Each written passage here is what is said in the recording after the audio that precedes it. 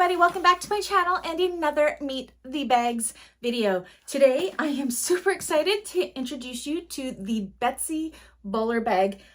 Isn't she adorable? I just love this. It's like, I'm huge into bowler bags as it is, but this one is just so cute. It can be worn as a crossbody or a shoulder bag. Let me show you some of the features of this bag.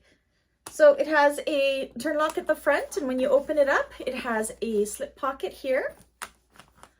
On the back, you have another slip pocket that's held together with a magnetic snap. It has some purse feet on the bottom and a double zipper pull.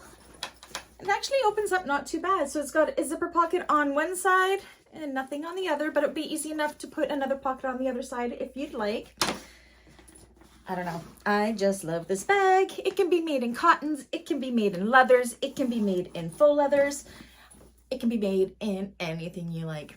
Anyways, if you would like to order a bag like this, you know what to do. All my information is down below. And if you're part of my bag makers community, I have a tutorial on this one. If it's not up yet, it will be up shortly. Anyways, I'll catch you guys on the next one. Bye.